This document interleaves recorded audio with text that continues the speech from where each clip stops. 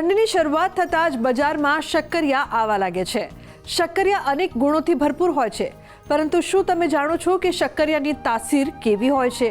લોકોના મનમાં એ પ્રશ્ન થતો હોય છે કે શક્કરિયાની તાસીર ગરમ હોય છે કે પછી ઠંડી? તો જાણો શક્કરિયા ખાવાથી હેલ્થને શું ફાયદો થાય છે અને કેમ ઠંડીમાં લોકો ખાસ કરતા હોય છે તેનું સેવન। ઠંડીની શરૂઆત થતાની સાથે જ બજારમાં શક્કરિયા આવવા લાગે છે। શક્કરિયા અનેક ગુણોથી ભરપૂર હોય છે। ઠંડીમાં શક્કરિયાનું વેચાણ વધારે થાય છે। આમ તમને આ વાત જાણીને નવાઈ લાગશે કે તમે બટાકાની જગ્યાએ શક્કરિયા ખાઓ છો તો હેલ્થને અનેક ફાયદા થઈ શકે છે। શક્કરિયામાં વિટામિન એની માત્રા સારામાં સારી હોય છે।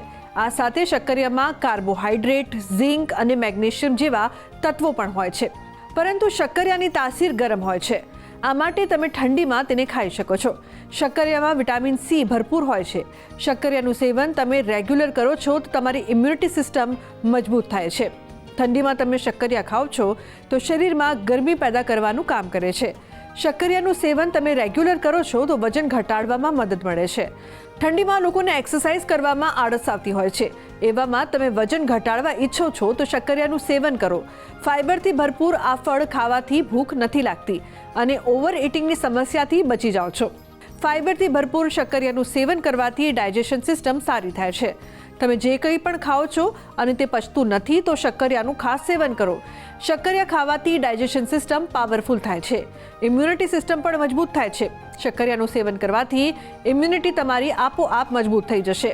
શક્કરિયામાં રહેલું વિટામિન સી ઇમ્યુનિટી સિસ્ટમને સ્ટ્રોંગ કરવાનું કામ કરે છે। શક્કરિયા તમે બાફીને, સ્ટીમ કરીને તેમજ બેક કરીને પણ ખાઈ શકો છો।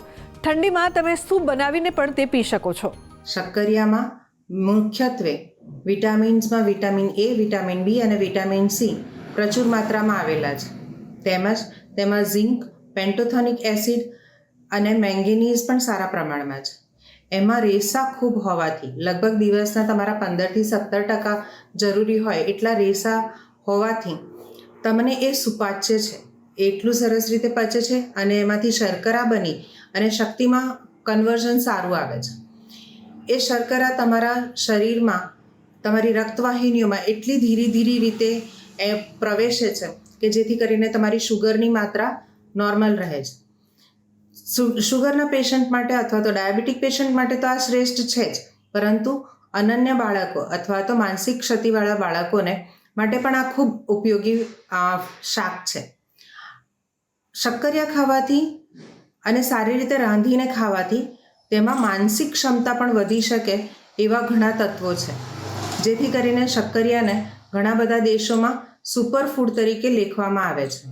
તો આજના અમારા આ અહેવાલમાં બસ આટલું। ફરી મળીશું એક નવી અને મહત્વપૂર્ણ જાણકારીની સાથે, પરંતુ આ વિડીયોને આપ ખાસ લાઈક કરજો અને વધુમાં વધુ શેર કરજો।